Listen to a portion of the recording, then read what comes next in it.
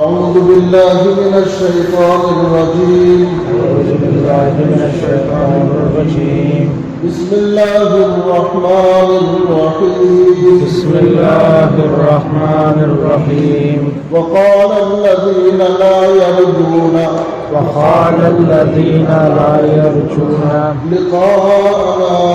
لقاءنا لولا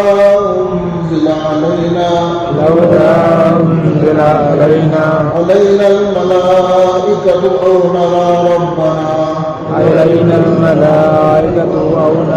ربنا لقد استكبروا في أنفسهم وعتوا عتوا كبيرا يوم يرون الملائكة لا بشرى يومئذ للمجرمين ويقولون هجرا محجورا وقدمنا إلى ما عملوا من عمل فجعلناه هباء منثورا أصحاب الجنة يومئذ خير مستقرا وأحسن مقيلا ويوم تشقق السماء بالغمام وننزل الملائكة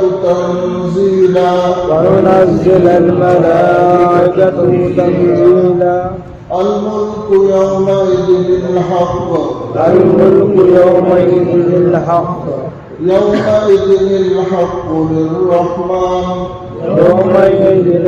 للرحمن وكان يوما على الكافرين عسيرا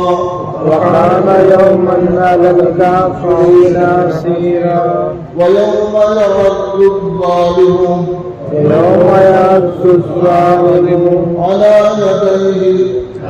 يديه يقول يا ليتني اتخذت مع الرسول سبيلا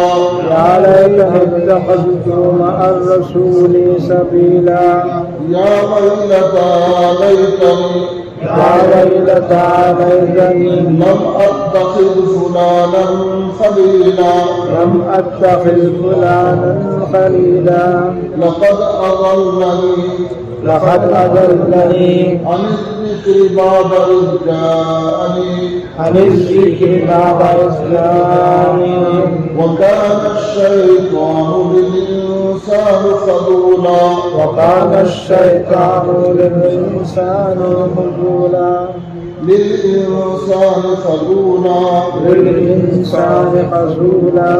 وقال الرسول يا ربي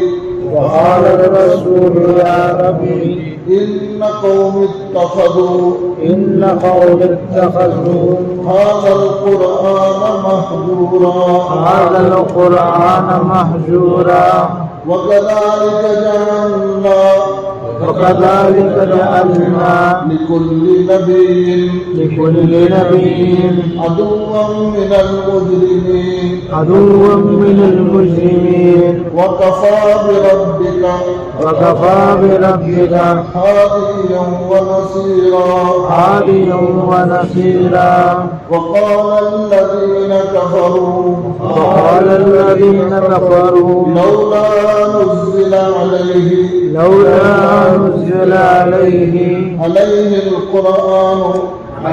القرآن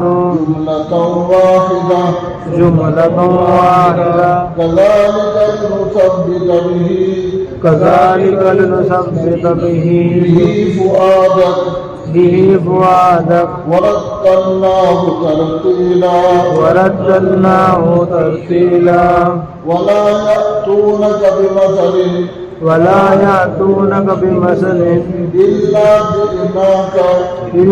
جئناك بالحق وأحسن تفسيرا الذين يحشرون على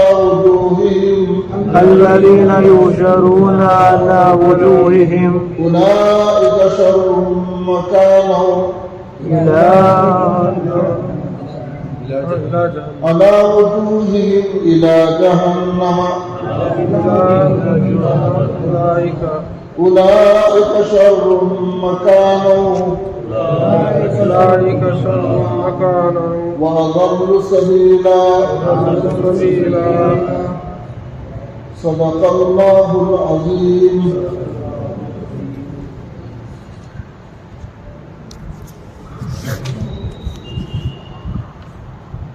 الرحمن الرحیم.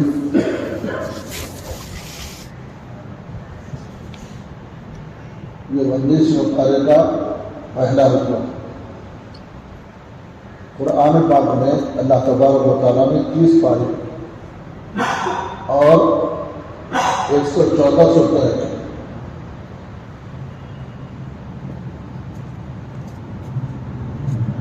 اور الحمدللہ 18 پارے 30 پاروں میں سے مکمل ہو گئے اور 12 پتے ہیں. اللہ تعالیٰ ہم سب کو مکمل قرآن میں تفسیر سننے کی، پڑھنے کی، سنانے کی توفیق عطا فرمائے. اور 114 سورتوں میں سے یہ سورت کا نام ہے سورۃ الفرقان. ترتیب کے لحاظ سے 24 صورتیں ہو گئی. 114 میں سے یہ 25ویں سورت ہے. میں نے شروع میں عرض کیا تھا کہ جو بھی قرآن پاک کی سورت کا نام رکھا گیا وہ واقعہ اس میں ذکر کیا گیا. عام طور پر مثال دیتا ہوں، سورہ فاتحہ. فاتحہ عربی لفظ ہے، فاتحہ کے معنی شروع کرنا، آغاز کرنا. تو قرآن پاک کے شروع میں سورت آئی ہے، اس کا نام سورہ فاتحہ رکھا. اسی طرح سورہ بقرہ، عربی میں بقرہ کہتے ہیں گائے کا، چونکہ بنی اسرائیل میں ایک واقعہ پیش آیا تھا گائے کا، اس کا پورا تفصیلی ذکر سورہ بقرہ میں آیا ہے. اس وجہ سے اس سورت کا نام سورہ بقرہ رکھا. اسی طرح تمام سورتوں کا حال ہے. اور یہ سورت جیسے سورہ فرقان کہتے ہیں، اس میں زیادہ تر مضامین کفر اور ایمان، ان دونوں کے درمیان میں فرق کرنے والی چیزیں بتائی گئی. ایمان کن چیزوں پر لانا چاہیے اور کافروں کا اعتراض کیا ہے، اور وہ مشرک ہونے کے ناطے ان کا اعتقاد اور عقیدہ کیا ہے، اور جو لوگ ایمان پر ہیں ان کا انجام کیا ہے. جو لوگ ایمان والے ہیں ان کا انجام کیا ہوگا، اور جو مشرک ہیں، کافر ہیں، ان کا انجام کیا ہونے والا ہے. زیادہ تر مضامین جو ہے اسی سے متعلق اس صورت میں بیان کیے گئے، اور جگہ جگہ مشرکین کے اعتراض کیا تھے وہ نقل کر کے اس کا جواب دیا. اب دیکھیے پہلی آیت، وقال الذین لا یرجون. یرجون کے معنی امید کرنا، لا یرجون جن کو امید نہیں ہے. اور وہ لوگ جن کو امید نہیں ہے، کس کی امید؟ لقاءنا، ہم سے ملاقات کی امید نہیں کرتے. ایمان والے کا یقین جو ہے کہ ہم اپنے اللہ سے ملیں گے، لیکن جو مشرک کافر ہے ان کا یقین نہیں ہے ملاقات کرنے کا، ان کا کوئی تصور ہی نہیں ہے. جو کچھ ہے یہی دنیا کی زندگی ہے اور اسی میں کماؤ کھاؤ، اسی میں زندگی کرو، عیش کرو. تو جو لوگ اللہ سے ملاقات کی امید نہیں رکھتے وہ لوگ کہتے ہیں، ان کا اعتراض نبی پر کیا ہے دیکھیے. وقال الذین، اور ان لوگوں نے کہا جو ملاقات کی امید نہیں ہے، ان لوگوں نے کہا، کیا کہا؟ لولا انزل علینا الملائکہ، خالی نبی دنیا میں آئے، ان کے ساتھ فرشتہ کہیں نہیں ہوتا. ان کا اعتراض تھا. ہاں فرشتہ اترتا اور وہ کہتا کہ دیکھو اللہ کے نبی ہے تو ہم مان لیتے. یہ اعتراض کوئی اعتراض ہے ان کا؟ یہ سراسر جو ہے بےجان اعتراض ہے. لولا انزل علینا الملائکہ، جن کو اللہ سے ملاقات کی امید نہیں ہے، ایسے کافر مشرک کہتے ہیں کہ ہم پر فرشتوں کو کیوں نہیں اتارا گیا. یا دوسرا اعتراض ان کا یہ ہے او نرا ربنا، یا ہم اپنے رب کو اپنی آنکھوں سے دیکھ لیتے. آپ نبی ہو کو کیسا معلوم، آپ کو اللہ بھیجے ان کو کیسا معلوم؟ اگر اللہ سامنے آ کے بولتا کہ دیکھو یہ نبی میں بنا کے بھیجا ہوں اور ہم اپنی آنکھوں سے اپنے اللہ کو دیکھ لیتے تو ہم بھروسہ کرتے. یہ کوئی اعتراض، کوئی عقل کی بات ہے؟ لیکن یہ لوگ پوچھ رہے نبی پہ اعتراض کرے. ہمارے نبی جب دعوت دینے کے لیے گئے تو دو اعتراض کرے، فرشتے کو کیوں نہیں اتارے اور اللہ سامنے آ کے کیوں نہیں بولے. مان لیتے. اللہ جواب دے رہے لَقَدِ اسْتَكْبَرُوا فِي أَنفُسِهِمْ. اصل میں جتنے مشرکین ہیں نا یہ اپنے آپ کو بڑا سمجھتے ہیں. ہم ہی عقل مند ہیں، ہم ہی ہوشیار ہیں اور ہم کو یہ سمجھ ہے. لَقَدِ اسْتَكْبَرُوا فِي أَنفُسِهِمْ، اپنے اندر انہوں نے تکبر کیا اور جو ہے ہم ہی بڑے ہیں اور ہمارا اعتراض صحیح ہے. حالانکہ وَعَتَوْا عُتُوًّا كَبِيرًا، حالانکہ انہوں نے بہت بڑی سرکشی کر رکھے ہیں. اللہ کی نافرمانی کر کے سرکشی کر رکھے اور اعتراض کر کے سمجھ رہے کہ ہم نے بہت بڑا کمال کیا. اللہ کہتے ہیں نافرمان کر. کیا ہوگا جو لوگ اللہ پر اور نبی پر ایمان نہیں لائے ان لوگوں کا انجام کیا ہوگا؟ کہہ رہے یوم یرون الملائکہ، جس دن فرشتے اتارے جائیں گے. کب ہوگا فرشتے اترنا؟ حدیث میں ہے جب اللہ قیامت قائم کرنا چاہیں گے تو پوری دنیا کے نظام کو ختم کریں گے. آسمان جو ہوگا پھٹے گا اور ایسا پھٹے گا کہ اس کے چاروں کونے سمیٹ کے پھیل جائیں گے. پھر وہاں سے اللہ تبارک و تعالیٰ فرشتوں کی قطار در قطار اتارے. تو ایک علامت یہ بھی ہے کہ قیامت کے قائم ہونے کی آسمان پھٹے گا اور وہاں سے فرشتوں کا نزول ہوگا. اللہ کہے یوم یرون الملائکہ، اس دن جس دن فرشتوں کو دیکھیں گے. لا بشرا، لیکن ان کو کوئی خوشی نہیں ہوگی. اب تک نہیں مانے تھے قیامت آنے والی ہے، نبی حق ہے، قرآن حق ہے، نہیں مانے. لیکن جب آنکھوں کے سامنے منظر دیکھ لیں گے قیامت آ گئی، اب یہ فرشتے اتر ہیں تو ان کو کوئی خوشی نہیں ہوگی. یومئذ للمجرمین، وہ مجرم لوگوں کو اس دن خوشی نہیں ہوگی بلکہ گھبرائیں گے. اب تک پکڑے گئے، ایمان اب تک نہیں لائے تھے لیکن اب آنکھوں سے دیکھ لیے، اب یہ سب پریشان ہوں گے. وَيَقُولُونَ، اور کہیں گے حِجْرًا مَحْجُورًا، یقیناً ہم بہت دور بھٹکے ہوئے رکے ہوئے تھے.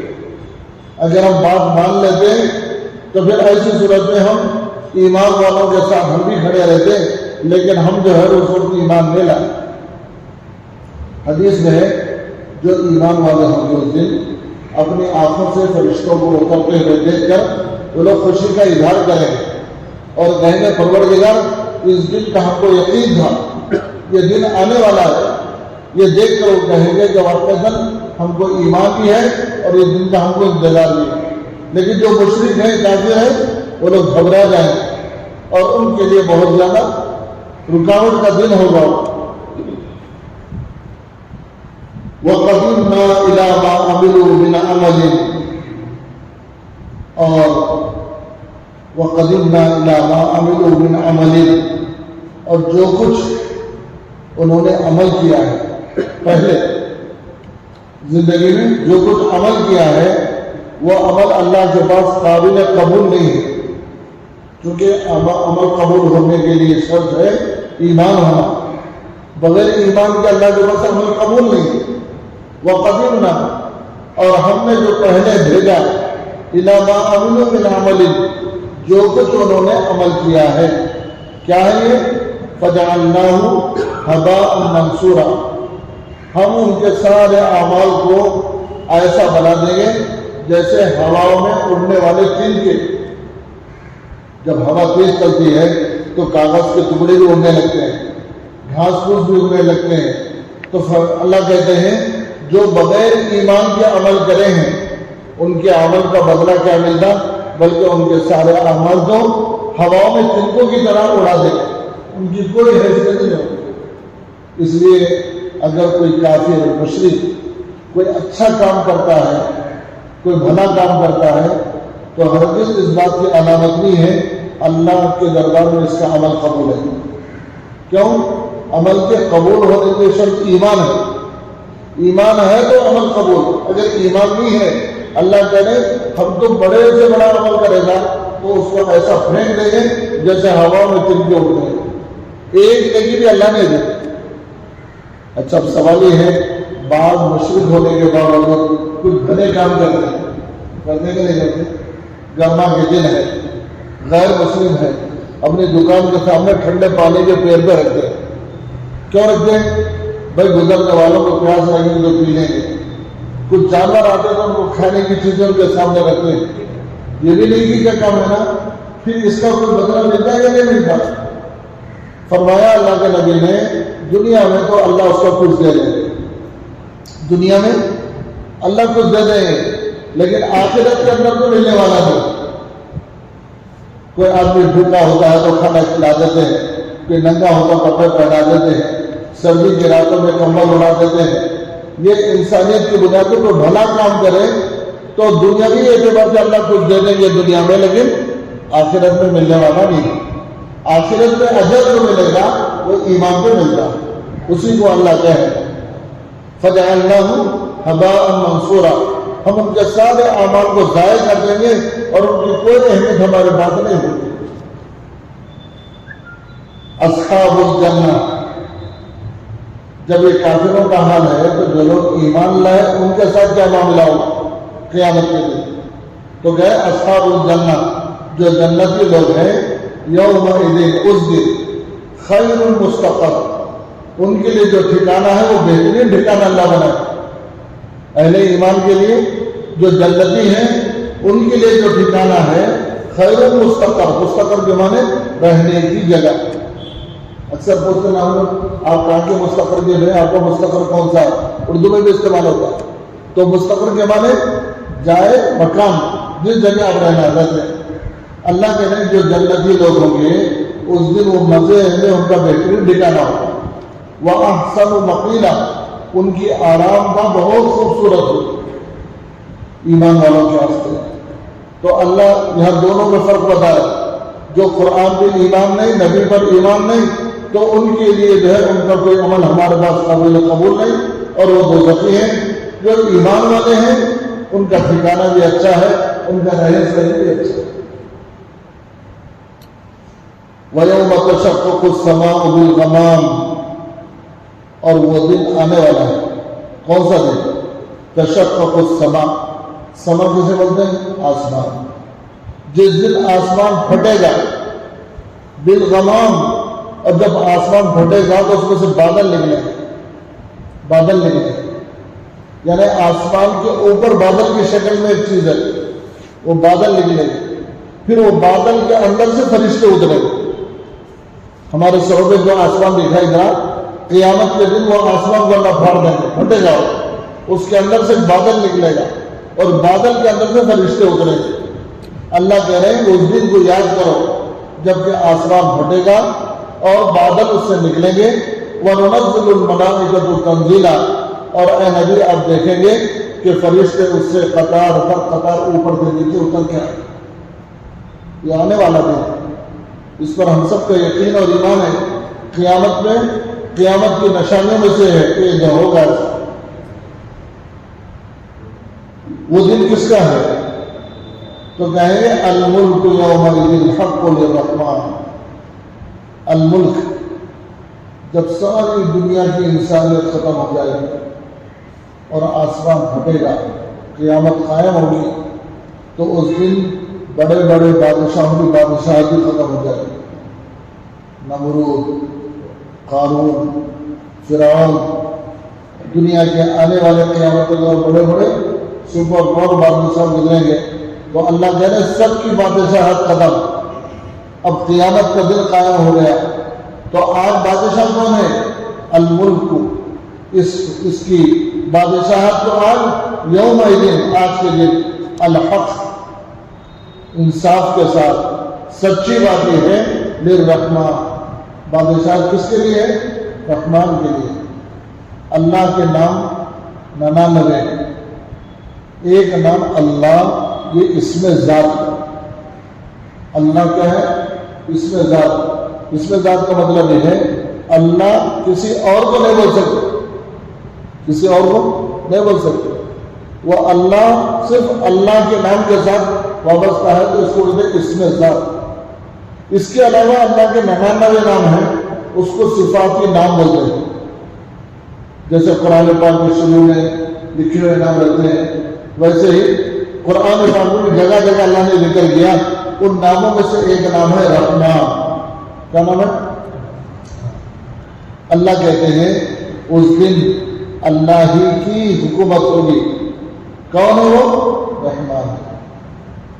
حالانکہ 99 ناموں میں سے ایک نام قہار بھی ہے اللہ کا، جبار بھی ہے. قہار کے معنی غصے والا، جبار کے معنی زبردست پکڑنے والا، کوئی اس سے چھٹکارا نہیں پا سکتا. لیکن وہ ناموں کو اللہ ذکر نہیں کر رہے. اللہ چونکہ رحیم ہے اپنے بندوں پر، کہہ رہے آج میری حکومت ہے لیکن اے میرے بندوں میں رحمان ہوں. تمہاری تھوڑی بہت غلطیاں بھی ہوگی، مایوس مت ہو، کیونکہ میرے پاس رحم کا مادہ ہے، میں اپنے رحمت سے تمہارے حق میں فیصلہ کروں. یہ ہے نام الملک یوم الدین. آج حکومت ہے الحق جو کہ اللہ رحمان ہے، رحمان کی حکومت ہے. وَكَانَ يَوْمًا عَلَى الْكَافِرِينَ عَسِيرًا. اللہ کہہ رہے ہیں آج کا دن کافروں کے لیے بہت تنگی کا دن ہے. اسیر کے معنی کیا؟ تنگی، تنگی کا دن ہے.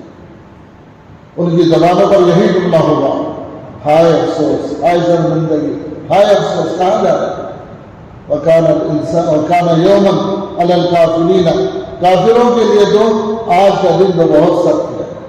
حق اور باطل دونوں کو اللہ ذکر کر رہے ہیں. اوپر بتایا ایمان والوں کے لیے اللہ کی رحمت ہے اور بادشاہ اللہ کی ہے، اور کافروں کے لیے آج کا دن بہت تنگ ہے. پھر آگے دیکھیے وَيَوْمَ يَعَضُّ الظَّالِمُ عَلَى يَدَيْهِ. ظالم آدمی اپنے ہاتھوں کو چبائے گا قیامت کے دن. جب آخرت کا منظر اس کے سامنے ہوگا تو کیا کرے گا؟ وہ عَلَى يَدَيْهِ، اپنے ہاتھ چبائے گا. ہاتھ کا حصہ کہتے ہیں یہاں سے لے کے یہاں تک، اس سے نیچے کا حصہ ہوتا ہے پہنچا، ہتھیلی، انگلیاں، یہ پور. اتنی تفصیلات اس میں نہیں ہے. اس میں کیا ہے؟ ہاتھ چبائے گا. صحابہ کرام رضی اللہ عنہ نے پوچھے یا رسول اللہ، مجرم جب عذاب کو دیکھے گا، اللہ کی پکڑ کو، وہاں کی شدت تکلیف کو، کیا اپنا ہاتھ رکھے گا؟ اللہ کے نبی نے فرمایا نہیں، ایسا نہیں ہوگا، بلکہ جب اس کے اعمال اس کے سامنے رکھے جائیں گے، دہک کی آگ اس کی نگاہوں کے سامنے ہوگی، دوزخ کی چیخ و پکار جب وہ سنے گا تو وہ اپنی انگلی کو رکھے گا. پہلے کس کو رکھے گا؟ اپنی انگلی کو دو دانتوں کے بیچ میں رکھ کر چبانا شروع کرے. چباتے چباتے انگلی ختم ہو جائے گی، ہتھیلی شروع ہوگی، پہنچا ختم ہو جائے گا. اس کے بعد چلتے چلتے پورا ہاتھ چلا، اس کو پتا بھی نہیں چلے گا ارے میں انگلی چبا رہا ہوں یا اپنا ہاتھ چبا رہا ہوں، اس کو پتا نہیں چلے گا. اللہ کہہ رہے ایسا سب دن آنے والا ہے. وَيَوْمَ يَعَضُّ الظَّالِمُ، اور اس دن ظالم آدمی عَلَى يَدَيْهِ، اپنے ہاتھ چبائے گا. اور صرف چبانا ہی نہیں بلکہ یقول، وہ کہتا بھی رہے گا یا لیتنی، کاش. یا لیتنی مانے گا کاش. یا لیتنی اتخذت مع الرسول سبیلا، کاش میں جو ہے ایسے دوست کو دوست نہ بناتا جو مجھے دین حق سے روک دے. کاش یا لیتنی اتخذت مع الرسول سبیلا، بجائے میں اپنے دوست کسی اور کو بنانے کے یہ رسول اللہ کو اپنا دوست بنا تھا، وہ مجھے سیدھا منزل مقصود کو لے جاتے تھے، لیکن میں اس راستے کو چھوڑ دیا۔ یا لیتنی کاش اتخذت، میں بنا تھا مع رسول، یہ رسول کے ساتھ سبیلا، زندگی گزارنے کا راستہ میں ان کے ساتھ چلتا۔ نبی آئے تھے، نبی کے ذریعے سے سیرت آئی تھی، قرآن آیا تھا، اگر میں اس کو سنتا، اس پر عمل کرتا تو یہ اچھا ہوتا۔ یا لیتنی، پھر دوسرا کافر کہے گا دوسرا جملہ، کاش، لیتنی، یا ویلتا لیتنی، ہائے میری کمبختی، کاش لم اتخذ فلانا خلیلا، میں فلاں آدمی کا اپنا دوست نہیں بناتا تو اچھا۔ دنیا کے اندر دو قسم کے دوست ہیں، اچھے بھی برے بھی، نیک بھی بد بھی۔ جو لوگ مشرک و کافر ہیں، قیامت کا عذاب جب دیکھیں گے تو ان کی زبان پر ایک جملہ نکلے گا، کاش میں رسول اللہ کو مان لیتا تو اچھا تھا، اور فلاں کو دوست نہیں بناتا جس کی وجہ سے جو ہے میں گمراہی کی طرف گیا، ان کو نہیں دوست بناتا تو اچھا تھا۔ یہ آیت نازل ہوئی ہے ایک واقعے کے سلسلے میں۔ عرب میں رواج تھا کہ دعوت دینے کا، جسے ہمارے پاس بھی ہے، اور دوسرا رواج یہ تھا کہ عربوں میں جتنے لوگوں کو دعوت دیے سب آنا بھی ضروری اور سب کھانا کھانا بھی ضروری۔ اگر کوئی شریک ہو دعوت میں اور یہ کہے کہ میں کھانا نہیں کھاتا تو وہ میزبان اپنے لیے بے عزتی سمجھتا تھا۔ میرے گھر پر آئے اور ایک مہمان بغیر کھانا کھا کے جائے، ہرگز نہیں ہو سکتا، ان میں مزاج تھا۔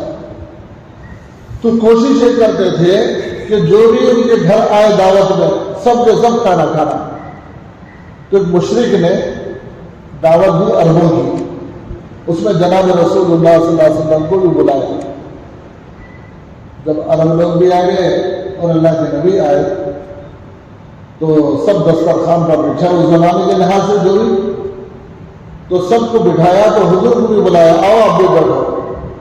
تو اللہ کے نبی بولے کہ میں نہیں کھاتا تیرا کھانا، میں تیرے دسترخوان پر نہیں کھاتا، تم بلائے میں آ گیا لیکن میں کھانا نہیں کھاؤں گا۔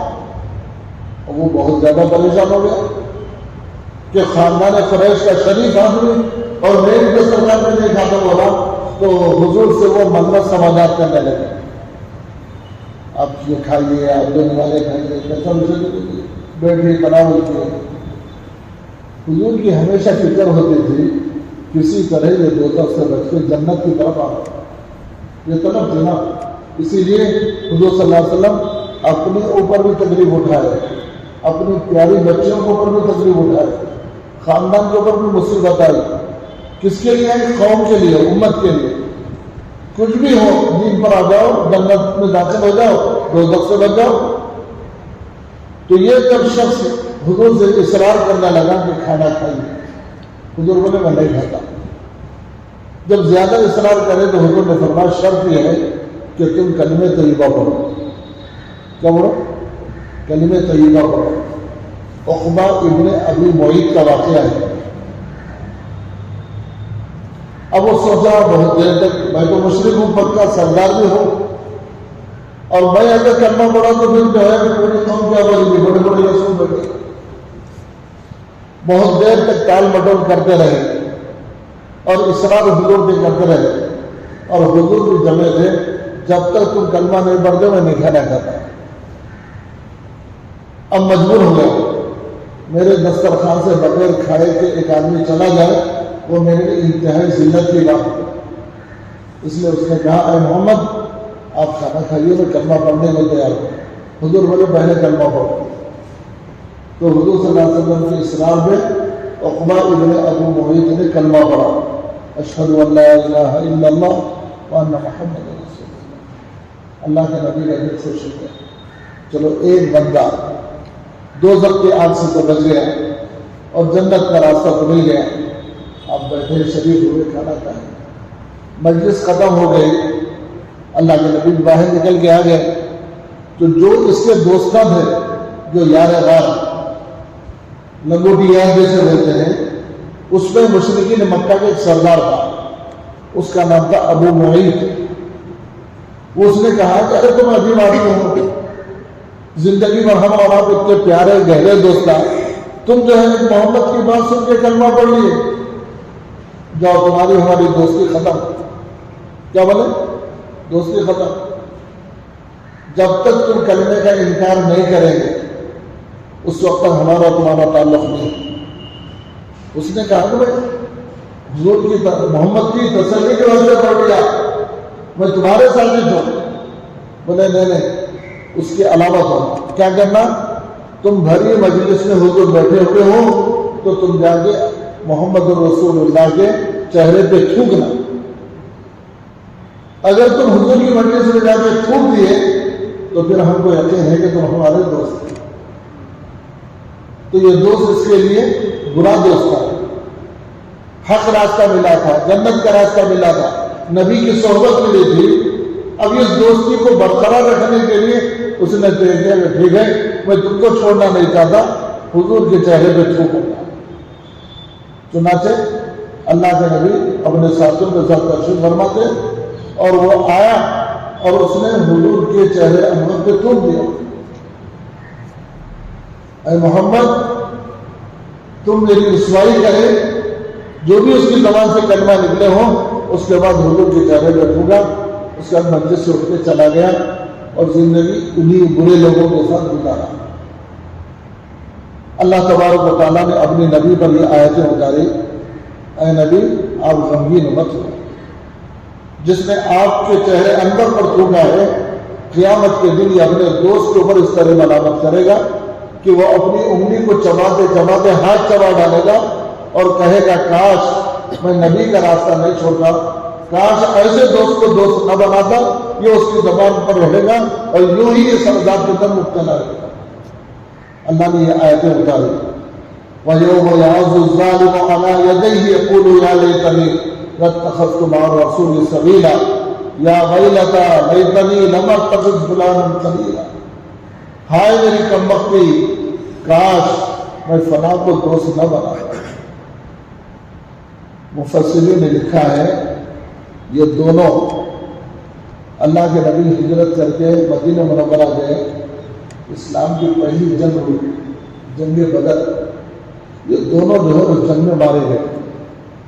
جس نے اللہ کے نبی کے چہرے کو تھوکا تھا وہ بھی، اور جس نے اس کو بھڑکایا تھا ایمان چھوڑنے پر، یہ دونوں کے دونوں جو ہے جنگ بدر میں ہلاک کر دیے گئے، ختم کر دیے گئے۔ حضور پاک صلی اللہ علیہ وسلم پر یہ آیتیں نازل ہوئی اور تسلی دی گئی کہ دوست ایسا ہی ہے۔ اس واقعے کو ذکر کر کے علماء نے لکھا ہے ہر مسلمان کو اپنی زندگی میں کس سے دوستی کرنا کس سے نہیں کرنا اس کا ایک طریقہ سکھایا گیا۔ حضرت عبداللہ ابن عباس رضی اللہ تعالیٰ عنہ حضور کے چچا زاد بھائی، انہوں نے عرض کیا، اللہ کے نبی سے صحابی پوچھے یا رسول اللہ میں کس سے دوست بناؤں؟ اس لیے کہ معاشرے کے اندر بغیر دوست کے آدمی تو نہیں ہوتا، کسی نہ کسی کو دوست بنانا ہی ہے۔ تو حضور نے فرمایا تم اسے دوست بناؤ جس کے دیکھنے سے تمہیں اللہ یاد آئے، جس کے دیکھنے سے اللہ یاد آئے، اور جس کے عمل سے تمہاری آخرت کی فکر ہونا۔ جب دیکھو صلی اللہ کے لفظوں کو تلاوت میں ہے، جب دیکھو رات کی تاریکی میں تہجد میں ہے، جب دیکھو اللہ کے سامنے سجدہ ریز ہو رہا، ہم ملنے کے لیے دوست ہوئے کیا کر رہے ہیں؟ نماز پڑھ رہے، کیا کر رہے ہیں؟ قرآن پڑھ رہے، کیا کر رہے ہیں؟ اللہ کے ذکر میں بیٹھے ہوئے۔ دوست کو دیکھے تو آخرت یاد آتا، اور جب اس کی صحبت میں بیٹھے ملاقات کے لیے گئے تو جو ہے دنیا سے بے رغبتی، آخرت کا شوق پیدا ہو۔ یہ دوست کی تین علامت ہے۔ پہلی علامت کیا؟ دیکھے تو اللہ یاد آتا، اس کو دیکھ کے کیا آنا؟ اللہ یاد آتا۔ اور دوسرے فرمایا اس کے عمل کو دیکھے تو آخرت یاد آتا۔ تیسرے اس کی صحبت میں بیٹھے، مجلس میں بیٹھے تو ہم کو اپنی آخرت کی تیاری کا استحضار ہو۔ ایسے ہماری زندگی ہونا، ایسے دوست کا انتخاب کرنا، ایسے دوست کا انتخاب کرنا۔ اور یہ دنیا میں ملنے والے ہیں ایسے دوست نہیں، دل میں چراغ لیا تو ملنا مشکل۔ بہت کم، بہت کم ہے۔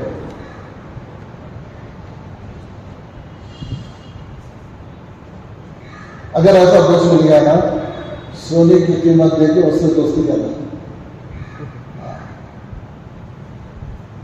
ایک بہت بڑے محدث تھے اللہ والے، اور ان کی عبادت کا یہ حال تھا، 6 مہینے اللہ کے راستے میں رہتے تھے اور 6 مہینے گھر پہ رہتے تھے، اور جب 6 مہینے گھر پہ رہتے حدیث کا درس دیا کرتے۔ کس کا درس؟ حدیث کا۔ اور ان کے مجمع میں حدیث کو سننے والے 80,000 کا مجمع ہوتا، اتنے بڑے شخص۔ ان کے قریب میں ایک جو ہے لوہا کی بھٹی تھی، لوہا تھا، ایمان والا بھی نہیں ہو، لوہا تھا۔ اب ظاہر بات ہے اتنے بڑے اللہ والے کے باوجود اس کا گھر، تو لوہار نے اپنا گھر بیچنے کا فیصلہ کیا، گھر بیچنا ہے۔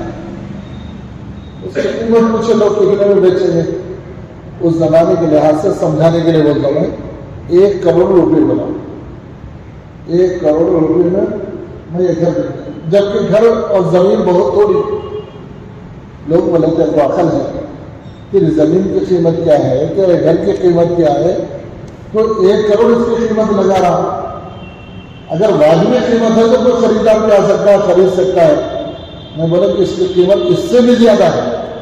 کیا بولے؟ اس کی قیمت اس سے بھی زیادہ ہے، لیکن میں 1 کروڑ روپے طے کیا ہے۔ پوچھے کیسا؟ بولے جگہ تو میری تھوڑی ہے، مکان تو پوسیدہ ہے، لیکن میرے مکان کے بازو میں جو پڑوس ہے نا وہ اللہ کا ولی ہے۔ اصل قیمت میں مکان کی نہیں لگا رہا ہوں، پڑوس کے لگا رہا ہوں جو اللہ والا ہے، اس کی وجہ سے میرے مکان کی قیمت بڑھی۔ اس لیے جو ہے دوست ہر ایک کو نہیں بنا، ایسے آدمی کو دوست بنائیے جس سے بات کرے تو ایمان تازہ ہو، جس کے عمل کو دیکھے تو آخرت یاد آئے، اور جس کو دیکھے تو اللہ یاد آئے۔ دیکھو میں کیسا دنیا سے پتہ ہی نہیں چلتا۔ تو ایسے اللہ کے نبی حضور صلی اللہ علیہ وسلم نے حضرت عبداللہ ابن عباس کی روایت ہے، بولے کیسے کو دوست بنے؟ بولے کہ جس کو دیکھے تو اللہ یاد آئے، جس کے عمل سے آخرت، اور جس کی صحبت میں بیٹھ کے باتیں سنیں تو دنیا نہیں آخرت یاد آئے۔ اب ہم لوگوں کے دوست ایسے، اللہ ہم سب کی حالت ایسی ہے، ہم بیٹھتے ہیں تو ایک چائے کی پیالی ہاتھ میں لیے تو وہاں کا پلاٹ، وہاں کا گھر، وہاں کی زمین، یہاں کا حصہ لمبی شروع ہو جاتی ہے۔ اب بولو اس میں اللہ یاد آتا، دنیا کی ہرس بڑھتی، دنیا کی ہرس۔ عمل تو بس ایسا ہمارا اذان ہو تو بڑی مشکل سے 2-4 رکعت پڑھ لیے، نہیں تو پھر ہمارا وقت ہی ہو جاتا، آخرت بھی یاد نہیں، اور جو ہے دنیا سے بے رغبتی بھی نہیں۔ آج کے زمانے میں تو ایسے دوستان کرنا، تلاش کرنا۔ اللہ کے نبی نے فرمایا کسی بھی وقت قیامت تک ہمیشہ زمین کے اوپر ایک حق والی جماعت قائم ہے جن کی وجہ سے اللہ پوری دنیا باقی رکھے۔ ایسا نہیں ہے کہ نہیں ہے بلکہ نہیں ہے، لیکن تلاش کرنا ہوگا اس کے لیے، وہ آنکھ، وہ فکر، وہ جستجو ہوگا، تب کہ اللہ تبارک و تعالیٰ راستہ دے۔ تو یہاں حضور پاک صلی اللہ علیہ وسلم کی خدمت میں یہ مشرک آیا اور حضور کے چہرے انور تھوک دیا، تو قیامت کے دن اللہ کے عذاب کو دیکھ کر وہ کہے گا لقد اضلنی، دیکھیے آئے لقد اضلنی عن الذکر بعد اذ جاءنی۔ اب وہ کہہ رہا ہاتھ چباتے ہوئے میں یقیناً گمراہ ہو گیا جبکہ میرے پاس حق آ چکا تھا، عن الذکر، حق بات سے میں گمراہ ہو گیا، اس نے مجھے گمراہ کیا، اضلنی، میرے دوست نے مجھے غلط راستے پر لے گیا، بعد اذ جاءنی، جبکہ مجھے صحیح راستہ مل چکا تھا، نبی کے ذریعے سے کلمہ ملا، پھر بھی میں جو غلط راستے پہ مجھے نہیں لے گیا۔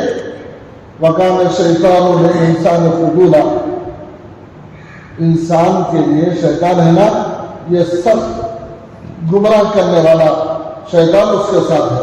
اللہ کہہ رہے ہیں وہ دوست بھی ہے جو گناہوں کی طرف لے جائے، شیطان ہے وہ شیطان خذولا۔ جب اللہ کا عذاب دیکھے گا تو یہ کہے گا وقال الرسول یا ربی ان قوم اتخذوا هذا القرآن مهجورا، اور اس دن کہیں گے وقال الرسول، اور جتنے پیغمبر ہیں کہیں گے اے میرے رب، بے شک میری قوم قرآن کو چھوڑ رکھی ہے۔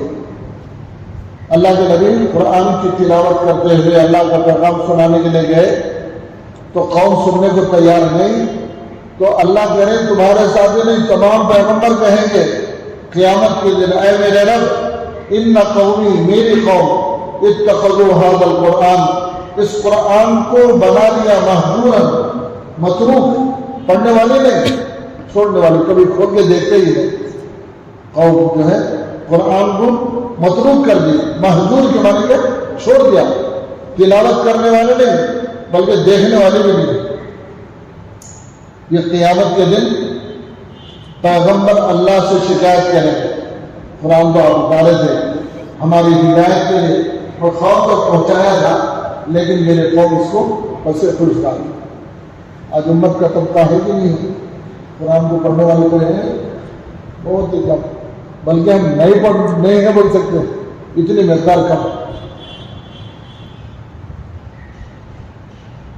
لیکن ہم لوگ ایک مرتبہ گئے تھے انڈونیشیا ملیشیا میں، تو وہاں کا مزاج دیکھا میں، اذان ہوتی جو بھی لوگ آتے 2 رکعت نماز پڑھا، تحیۃ المسجد، اس کے بعد 5 منٹ بھی باقی ہے، ہر مصلی آنے والا جا کے قرآن لیتا ہے اور اس کی تلاوت کرتا ہے، 1 رکوع 2 رکوع 3 رکوع جتنا بھی ہے تلاوت لازمی طور پر ہر نمازی پڑھتا ہے۔ یہ وہاں رواج ہے، ہمارے پاس نہیں ہے، آتے ہیں بیٹھ جاتے ہیں باتیں کرتے رہتے ہیں، ادھر ادھر کی چیزیں نماز پڑھے چلے گئے، حالانکہ اللہ کی کتابیں رکھی ہوئی ہے، قرآن پاک رکھا ہوا، ایک حرف پڑھیں گے 10 نیکیاں ملیں گی۔ اگر 1 منٹ باقی ہے اب اس میں 10 آیتیں پڑھے، ہر آیت میں 10 ہے تو 1000 نیکیاں آپ کو مل گئی۔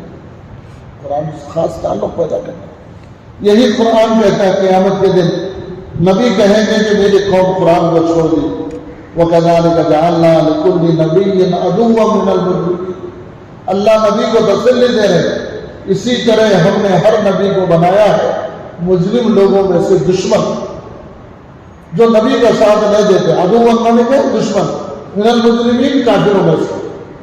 اللہ تسلی دے رہے وَكَفَىٰ بِرَبِّكَ، اے نبی تمہارا رب تمہارے لیے کافی ہے، ہادیًا ہدایت دینے والا بھی ہے، وَنَصِيرًا اور تمہارے کاموں میں مددگار بھی ہے۔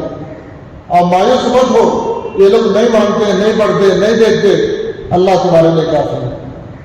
وَقَالَ الَّذِينَ كَفَرُوا، اور مشرکین کا ایک اعتراض یہ بھی ہے کہ کافر کہتے ہیں لولا نزل علیہ القرآن، کیوں قرآن نازل نہیں کیا گیا جملۃ واحدہ، ایک ہی وقت میں پورے کا پورا اتار دیتے، جیسے تورات انجیل زبور پہلی کتابیں جو نازل ہوئی نا ایک ساتھ آ گئی، مگر قرآن ایسا نہیں آیا کیا؟ قرآن ایسا نہیں آیا، 23 سال کی مدت میں تھوڑا تھوڑا زیادہ زیادہ ایک رکوع ایک سورت ایسا نازل ہوئی۔ تو مشرکین کہہ رہے ہیں ہم اس وقت ایمان لاتے تھے جیسے اور کتابیں ایک ساتھ آ گئی ویسے پوری کتاب قرآن ایک ساتھ اترتی تو ہمیں ماننا۔ اللہ اس کا جواب دے رہے ہیں یہ کوئی بات ماننے کی ہے؟ قرآن جو ہے کتاب کی شکل میں نہیں اترا، بلکہ تمام کو کوئی ضرورت پیش آئی اس کا حل بتا۔ جیسے صحابہ چلے گئے، نماز کا وقت ہو گیا، پانی نہیں تھا، اب کیا کرنا؟ پانی نہیں ہے تو نماز چھوڑ دینا یا نماز پڑھنا؟ اللہ نے جبرائیل کو بھیج کے تیمم کی آیتیں اتاری، دیکھو پانی نہیں ملے تو تیمم کر لو، بتائے نہیں بتائے۔ اسی طرح ایک صحابی گئے، رات میں سو گئے، احتلام ہو گیا، غسل کی حاجت ہے، اب کیا کرنا؟ پاک کرنے کا کوئی طریقہ ہے یا نہیں ہے؟ صحابہ پریشان تھے، اللہ نے آیتیں نازل کی وَكُنْتُمْ عَلَىٰ سَفَرٍ، کہ اگر تم سفر کی حالت میں ہو، جنوبی حالت میں ہو، فَتَيَمَّمُوا عَلَىٰ سَعِيدٍ، تو تم تیمم کر لو، پاک مٹی پر حکم آ گیا۔ اس طرح قرآن جو نازل ہوا ہے کس سے کہانی نہیں ہے، امت کو جو ضرورت پیش آئی ویسی ضرورت بتائی گئی اس کے اندر۔ اگر پورا ایک اتار دیتے، تیمم کا مسئلہ اگر کسی کو پیش آتا تو پھر اس کو تلاش کرنا پڑتا تھا، 30 پارے ڈھونڈنا، کہاں ہے تیمم کا مسئلہ، چھٹویں پارے میں سورہ مائدہ کو ملے، تو اس طرح جو ہے امت کو تکلیف ہوتی تھی. اللہ تبارک و تعالیٰ نے ان کا جواب دیا اگر ایک ساتھ اتارتی تو بہت زیادہ مشکل ہوتی، اس لیے تھوڑا تھوڑا کر کے اتارے. ان کا یہ اعتراض غلط ہے. كَذَلِكَ لِنُثَبِّتَ بِهِ فُؤَادَكَ، اللہ کہہ رہے ہیں تھوڑا تھوڑا اتارنے میں ہماری مصلحت یہ ہے کہ قرآن کو اپنے دل کے اندر ہم بٹھا دینا چاہتے ہیں. اگر پورا ایک ساتھ اترتا تو قرآن یاد نہیں رکھ سکتے تھے. یاد رکھ سکتے؟ یاد نہیں. تو اللہ کہہ رہے ہیں ہم تھوڑا تھوڑا اس واسطے اتارے کہ تمہارے دل میں ہم بٹھا دیں. لِنُثَبِّتَ بِهِ فُؤَادَكَ، فؤاد مانے دل کو بولتے ہیں. تمہارے دل میں ہم مضبوط بٹھانا چاہتے ہیں، اس واسطے تھوڑا اتارے. چنانچہ حدیث میں آتا ہے جب شروع میں قرآن نازل ہونے لگا تو جبرائیل امین جو قرآن لے کے آتے انہوں سناتے تھے اور حضور ان کے ساتھ پڑھتے رہتے تھے. حضور کو ڈر یہ تھا کہ میں بھول نہ جاؤں. اللہ نے دوسرے دن وحی بھیجی. یہ کیا وحی بھیجی؟ لا تحرک به لسانک لتعجل به ان علینا جمعہ و قرآن. اے نبی آپ اپنی زبان کو حرکت مت دو، خاموش سنتے رہو. جو بھی جبرائیل قرآن میں کیا کرو؟ خاموش سنو. انہیں بھول جاتے نا، اللہ کہہ رہے میرے ذمہ ان علینا جمع، ہم قرآن کو تمہارے سینے میں جمع کریں گے، جب ضرورت پڑے گی ہم تمہاری زبان سے نکالیں گے. آپ پریشان ہونے کی ضرورت ہے. تو اللہ یہاں بھی تسلی دے رہے میں تھوڑا تھوڑا اس لیے اتارا تاکہ تمہارے دل میں اسے محفوظ کر دینا. وَرَتَّلْنَاهُ تَرْتِيلًا، اور اللہ کہتے ہیں تھوڑی تھوڑی مقدار میں، ایک رکوع دو رکوع، تھوڑا تھوڑا آہستہ آہستہ میں نے اتارا ہے تاکہ تمہارے اندر وہ دین بھی آ جائے، قرآن میں بھی آ جائے. وَلَا يَأْتُونَكَ بِمَثَلٍ إِلَّا جِئْنَاكَ بِالْحَقِّ، یہ لوگ پوچھتے ہیں آپ سے ایسا کیوں نہیں لائے جیسے اور نبیوں انبیاء علیہ السلام لے کر آئے. بالحق وأحسن تفسیرا، تو اللہ تبارک و تعالیٰ جواب دیتے ہیں کہ ہم نے جو کچھ حق اتارا ہے اور اس کی بہترین وضاحت کے ساتھ ہم نے کلام الہی نازل کیا. جو کلام الہی اتارے ہم وہ بہترین تفسیر کے ساتھ میں ہم اتارے ہیں. ان کا یہ اعتراض صحیح نہیں ہے. کیا ہوگا؟ جو لوگ قرآن پر ایمان نہیں لاتے، نبی پر ایمان نہیں لاتے، تو قیامت کے دن وہ بھی جمع ہوں گے. الذین یحشرون، ان لوگوں کو جمع کیا جائے گا. یحشرون کے معنی کیا؟ جمع کیا جائے گا. علی وجوہہم الی جہنم. اللہ کہہ رہے ہیں جو قرآن پر ایمان نہیں، نبی پر ایمان نہیں، مسلمان نہیں، ان کو جہنم کی طرف ہم ہانکیں گے. جہنم کی طرف ہانکیں گے. کیسا ہانکیں گے؟ علی وجوہہم، وہ اپنے چہروں سے چلتے ہوئے آئیں گے. پیر اوپر چہرے نیچے اور چہروں سے چلتے ہوئے جہنم کی طرف آئیں گے. کیسی تکلیف ہوئی. علی وجوہہم الی جہنم، وہ اپنے چہروں کے بل چلیں گے جہنم کی طرف. ایک صحابی پوچھے یا رسول اللہ پیر سے بڑے تو چلنے آتا، آنکھیں نظر آتی ہے، کانٹا پتھر تلکا پہاڑ سب چیزیں بن جاتا ہے آدمی، لیکن جب چہرہ ہی نیچے ہے تو آدمی کیسے چلے گا؟ اللہ کے نبی نے فرمایا جو اللہ دو پیروں سے چلاتا ہے وہ اللہ چہرے سے بھی چلانے میں قدرت رکھتا ہے. اس کے لیے کیا مشکل. پھر اللہ کے نبی نے دوسرا جملہ فرمایا ایسے چلے گا مجرم اپنے چہرے سے جیسے پیر کے ذریعے سے کانٹا پتھر تلکے سے بچتے ہوئے جیسے گزرتا ہے ویسا چہرے کے بل چلے. اللہ ہم سب کی حفاظت فرمائے. الذین یحشرون علی وجوہہم، ایسے تمام مجرموں کو اللہ جمع کریں گے. علی وجوہہم الی جہنم، وہ اپنے چہروں کے بل جہنم کی طرف چلیں گے اور جہنم میں ڈالے جائیں گے. اللہ کہہ رہے اولئک شر مکانا، اللہ کہہ رہے جہنم کوئی معمولی جگہ نہیں، بری جگہوں میں سب سے بدتر جگہ ہے. تھوڑی بہت تکلیف نہیں ہے جس کو بیان کیا جائے، بلکہ سب سے بدتر بری جگہ. وَأَضَلُّ سَبِيلًا، اور جو لوگ گمراہ ہو کر اس یہاں تک پہنچے ہیں وہ سب سے زیادہ گمراہی میں پڑے ہوئے لوگ ہیں جو غلط راستے پر چل کر اللہ کی اور اللہ کے رسول کی نافرمانی کریں. تو یہ پورے رکوع میں آپ حضرات دیکھیں، ایک طرف ایمان والوں کو اور ایک طرف کفر کرنے والوں کا حق اور باطل کیا ہے، دونوں کا انجام کیا ہونے والا ہے، اللہ تبارک و تعالیٰ نے اس رکوع میں بیان کیا۔ اللہ تعالیٰ ہم سے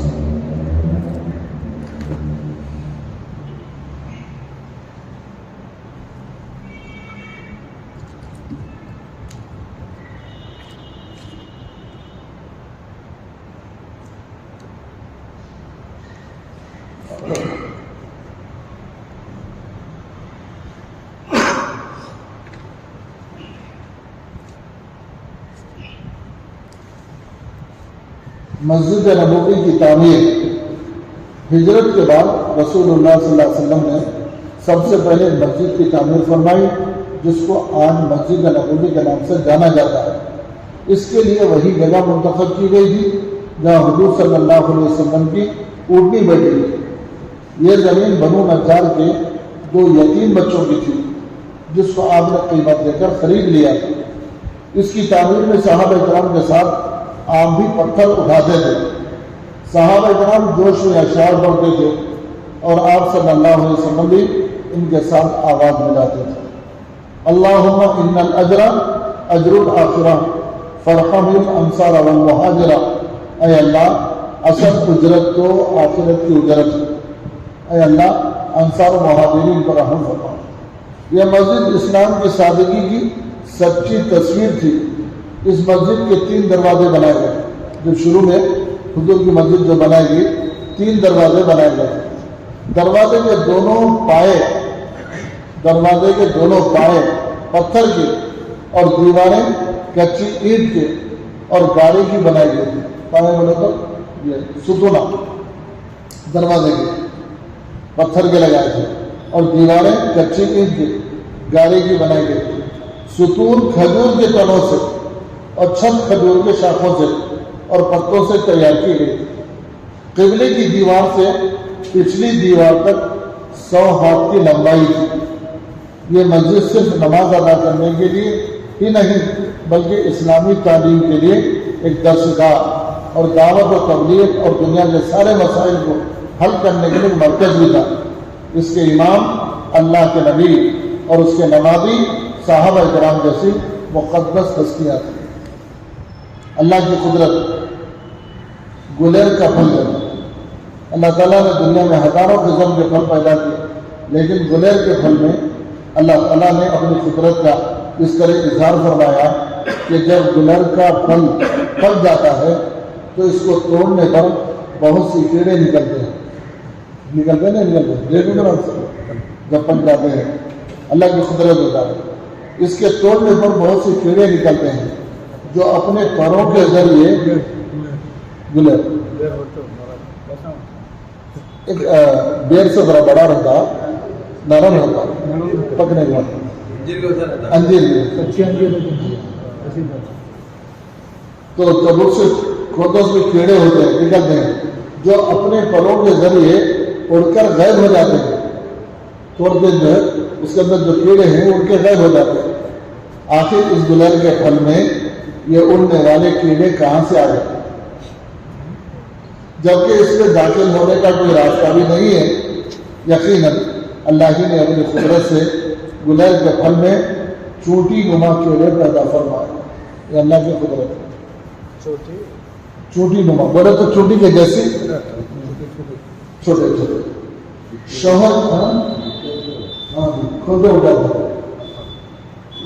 اللہ کی قدرت ہے۔ شوہر کے بھائیوں سے پردہ کرنے کا حکم ایک فرض کے بارے میں رسول اللہ صلی اللہ علیہ وسلم نے فرمایا، نامحرم عورتوں کے پاس آنے جانے سے بچو۔ ایک انصاری صحابی نے عرض کیا، دیور کے بارے میں آپ کیا فرماتے ہیں؟ تو آپ صلی اللہ علیہ وسلم نے فرمایا، دیور تو تمہارے لیے موت ہے۔ یعنی شوہر کے بھائیوں سے پردے کا بہت ہی زیادہ اہتمام کرنا چاہیے۔ ایک سنت کے بارے میں عشاء کے بعد 2 رکعت نماز پڑھنا۔ حضرت عبداللہ ابن عمر رضی اللہ تعالیٰ عنہ بیان فرماتے ہیں، میں نے رسول اللہ صلی اللہ علیہ وسلم کے ساتھ عشاء کی فرض نماز کے بعد 2 رکعت سنت پڑھی۔ فائدہ، عشاء کی نماز کے بعد وتر سے پہلے 2 رکعت نماز پڑھنا سنت موقوفہ ہے۔ عشاء کے بعد 2 رکعت سنت پڑھے گا۔ ایک اہم عمل کی فضیلت انصاف کرنا۔ رسول اللہ صلی اللہ علیہ وسلم نے فرمایا تھوڑی دیر کا انصاف 60 سال کی شب بیداری اور روزہ رکھنے کی عبادت سے بہتر ہے۔ اللہ اکبر، کیا بولے؟ رسول اللہ صلی اللہ علیہ وسلم نے فرمایا تھوڑی دیر کا انصاف 60 سال کی شب بیداری اور روزہ رکھنے کی عبادت سے بہتر ہے۔ مطلب ہے کہ اگر کوئی 2 آدمی لڑتے ہوئے آگے اور ایک تمہارا رشتہ دار ہے، دوست ہے، لیکن معلوم ہے کہ ظلم کیا ہے، اب کیا کرنا ہوا؟ انصاف کرنا۔ اب انصاف میں ظاہر بات ہے رشتہ دار کرو میں تمہارا آدمی ہوں، پھر میرے اوپر ظلم ہو رہا، تو یہ انصاف۔ تو فرمایا کوئی آدمی ایسا انصاف کرے تو اتنا بڑا اجر ہے، 60 سال شب بیدار رات بھر عبادت کرے اور روزہ رکھے، اس سے زیادہ بہتر ہے۔ ابو ہریرہ کسی معاملے میں تھوڑی سی دیر کا ظلم کرتا، یہ بھی بتا رہا، تھوڑے سے کسی معاملے میں تھوڑی سی دیر کا ظلم اللہ کے نزدیک 60 سال کی نافرمانی سے زیادہ سخت اور بڑا گناہ ہے۔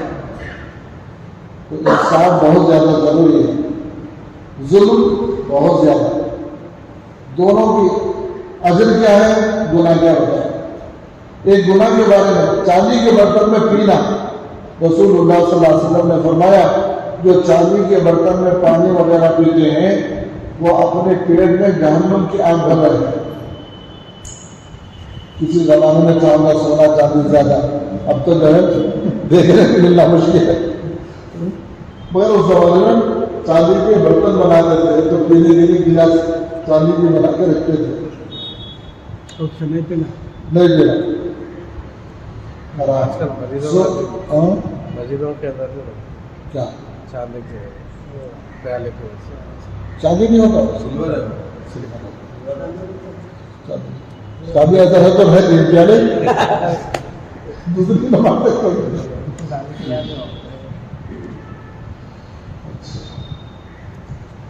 چاندی کے برتن میں پینا۔ رسول اللہ صلی اللہ علیہ وسلم نے فرمایا جو چاندی کے برتن میں پانی وغیرہ پیتے ہیں وہ اپنے پیٹ پہ جہنم کی آگ بھر رہے ہیں۔ دنیا کے بارے میں 2 چیزوں کی خواہش، رسول اللہ صلی اللہ علیہ وسلم نے فرمایا بوڑھے آدمی کا دل 2 چیزوں کے بارے میں ہمیشہ جواب دیتا ہے۔ رسول اللہ صلی اللہ علیہ وسلم نے فرمایا بوڑھے آدمی کا دل 2 چیزوں کے بارے میں ہمیشہ جواب دیتا ہے، ایک تو دنیا کی محبت میں اور دوسری لمبی لمبی امیدوں میں۔ آدمی گناہ ہو گیا ہوگا، امیدیں لمبی لمبی لیتا ہے۔ آخرت کے بارے میں دوزخوں کا کھانا، قرآن میں اللہ تعالیٰ فرماتا ہے دوزخوں کو کھولتے ہوئے چشمے کا پانی پلایا جائے گا اور ان کو کھانے میں کانٹے دار درخت کے علاوہ کوئی کھانا نصیب نہ ہوگا جو نہ ان کو موٹا کرے گا اور نہ بھوک دور کرے گا۔ ان کی غذا جہنم کی کانٹے دار درختوں کے ساتھ کریں گے۔ بیماریوں کا علاج، حضرت انس رضی اللہ تعالیٰ عنہ کے پاس 2 شخص آئے جن میں سے ایک نے کہا اے ابو حمزہ، یہ حضرت انس کی کنیت ہے، مجھے تکلیف ہے یعنی میں بیمار ہوں۔ تو حضرت انس نے فرمایا کیا میں تم کو اس دعا سے دم نہ کروں جس سے رسول اللہ صلی اللہ علیہ وسلم دم کیا کرتے ہیں؟ میں ایک آدمی آگے حضرت سے بولا، حضرت انس سے بولا میں بیمار ہوں اور جو ہے میں تکلیف میں ہوں۔ تو حضرت انس بولے میں وہ دعا پڑھ کے دم کرتا ہوں جو اللہ کے نبی پڑھے۔ تو آپ بولے کہ ہاں ضرور۔ تو انہوں نے دعا پڑھی، دعا کیا ہے؟ اللہم رب الناس مذہب الباس اشفی انت الشافی لا شفاء الا انت شفاء لا یغادر سقما۔ حضور نے یہ دعا پڑھ کے کوئی بیمار آتا تھا اسے دم کرتے تھے، اللہم رب الناس مذہب الباس اشفی انت الشافی